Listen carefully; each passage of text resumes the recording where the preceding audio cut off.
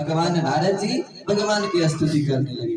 शांताकारं भुजगशयनं पद्मनाभं सुरेशं विश्वाधारं गगनसदृशं मेघवर्णं शुभांगं लक्ष्मीकान्तं कमलनयनं योगिभिर्ध्यानगम्यं वन्दे विष्णु भवभयहरं सर्वलोकैकनाथम्। इस प्रकार स्तुति करने के पश्चात भगवान नारद जी से बोलते हैं कि हे नारद जी, आपका किस कारण से यहाँ आगमन हुआ है, आप निसंकोच मुझे कहें। नारद जी कहते हैं कि प्रभु, आप तो सबके मन की बात जानने वाले हैं, आपसे मैं क्या कहूँ, लेकिन मेरे अंदर एक विचार है कि मैं अभी पृथ्वी लोक से आ रहा हूँ। मैं वहां के मनुष्यों को अपने अपने पाप कर्मों में प्रवृत्त होकर के जन्म लेता हुआ, मरता हुआ, फिर जन्म लेता है, फिर मरता है, मैं ऐसे उनको देख के आ रहा हूँ। उनका उद्धार कैसे हो, आप कोई उपाय बताएं। भगवान विष्णु बोले, नारद जी, वह उपाय जो है वह सत्यनारायण का व्रत करे। सत्यनारायण का व्रत करने से मनुष्य को सब कुछ मिल जाता है, और विशेषकर यह कलयुग में जो मनुष्य व्रत करेगा उसे मन इच्छित फल मिलेगा। मतलब जो कामना लेकर के करेगा उसका वह कामना पूर्ण होगा। इस प्रकार भगवान विष्णु ने नारद जी से बताया। पूरे सत्यनारायण भगवान की जय हो। आप फूल चढ़ा दीजिए, थोड़ा सा तुलसी में चढ़ा दीजिए। रटे जा राधे राधे, तू भजे जा राधे राधे, रटे जा राधे राधे, तू भजे जा राधे राधे, श्री वृंदावन धाम अपार, रटे जा राधे राधे, श्री वृंदावन धाम अपार, रटे जा राधे राधे। बोलिए सत्यनारायण भगवान की जय। फिर से तुलसी और पुष्प हाथ में रख लीजिए। द्वितीय अध्याय, दूसरे अध्याय में कथा आती है। सदानंद नामक एक गरीब ब्राह्मण रहते थे। कहाँ? काशी।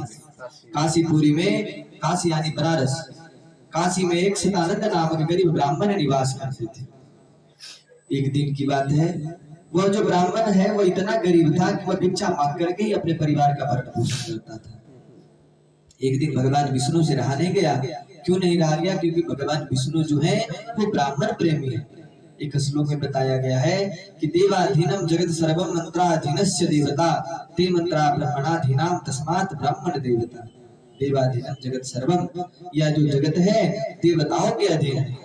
देवाधीनम जगत सर्वम मंत्राधीनस्य देवता, और देवता जो है वो मंत्रों के अधीन है। ते मंत्रा ब्राह्मणाधीनाम, और वह जो मंत्र है वो ब्राह्मणों के अधीन है। इसलिए ब्राह्मण को भी देवता के तुल्य कहा गया है।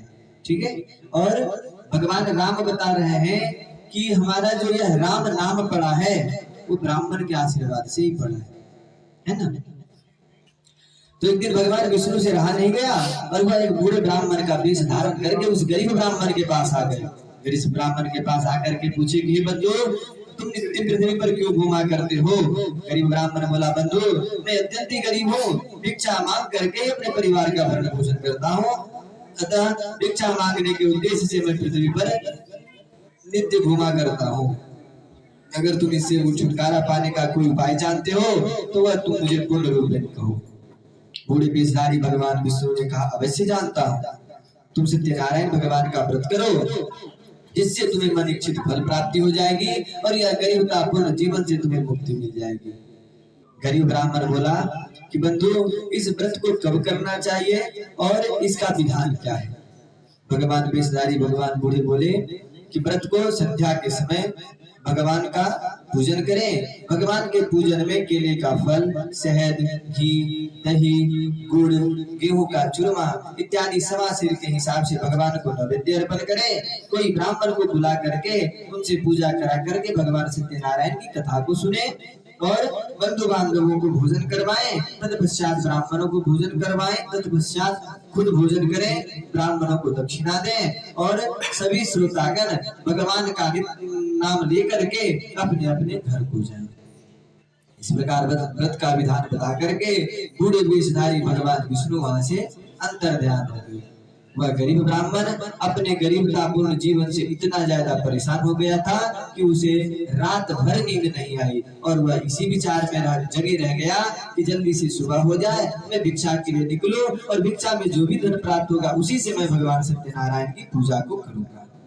अगली सुबह वह जल्दी से उठा, नित्य क्रिया से निवृत्त आदि होकर के भगवान का स्मरण कर करके वह भिक्षा के लिए निकल पड़ा। जिस ब्राह्मण को 2-4 रुपए भी नहीं प्राप्त होते थे, उसे भगवान सत्यनारायण की कृपा से बहुत सारा धन प्राप्त हो गया। उस दिन वह खुशी खुशी जाकर के पूजन की सारी सामग्री ला करके अपने बंधु बांधवों के साथ भगवान की कथा को सुना।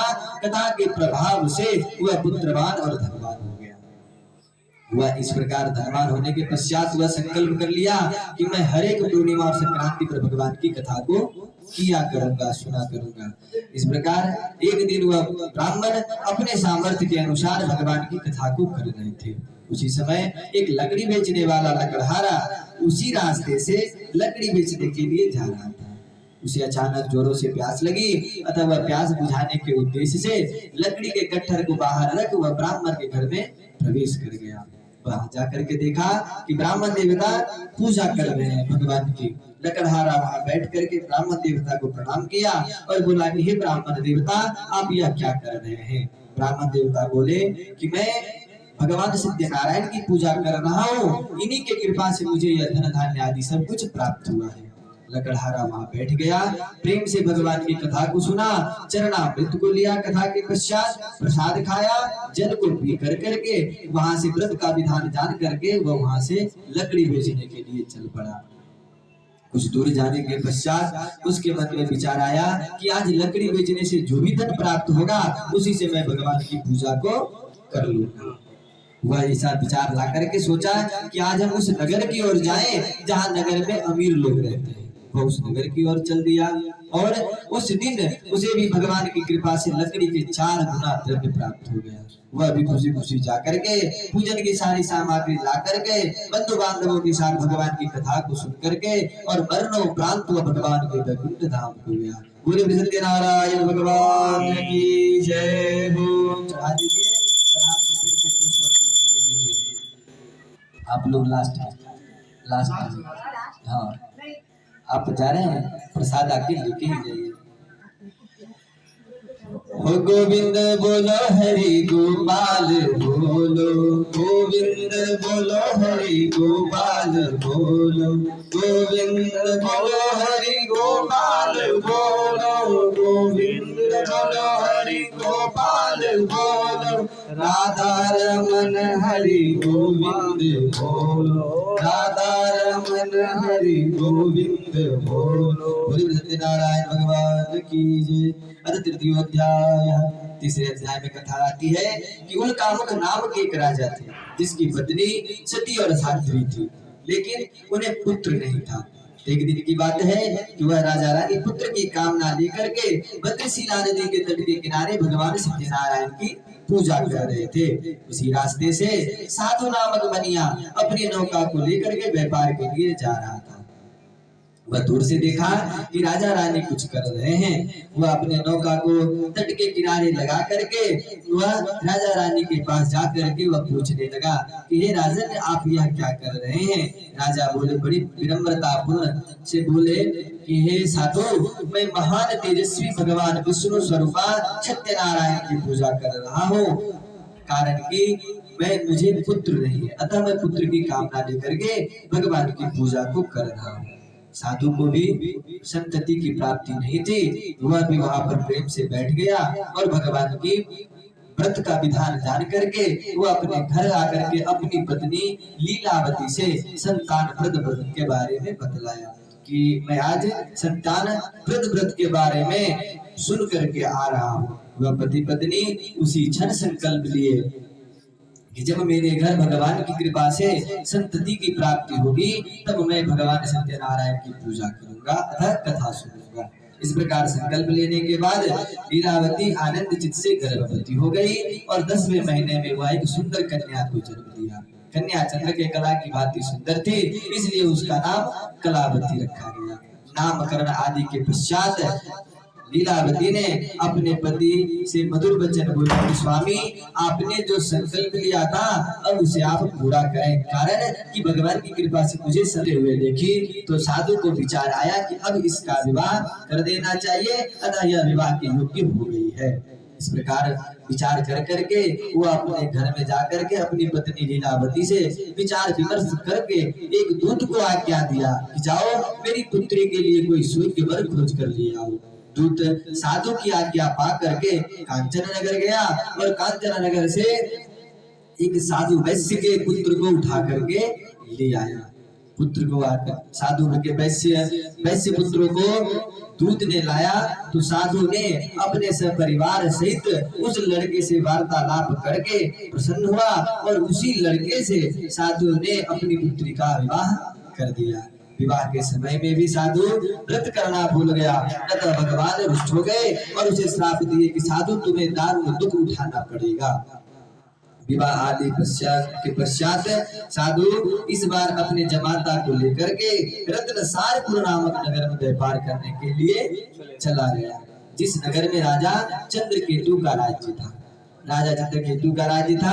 एक दिन की बात है कि भगवान की माया से प्रेरित दो चोर राजा चंद्रकेतु के धन को चुरा कर भाग रहे थे। उनके पीछे सिपाही लग गए, अतः चोर सिपाही को देख करके राजा के धन को वहां रख दिया जहाँ पर यह दोनों ससुर और दामाद अपना दुकान लगाए हुए थे और चोर वहां से भाग गया। सिपाही आया तो राजा के धन को उन्हीं दोनों के पास देखा तो उन्हीं दोनों को चोर समझ करके बंदी बना करके राजा के पास ले गए। राजा के पास जाकर के बोला सिपाही कि राजन हम दो चोर लाए हैं।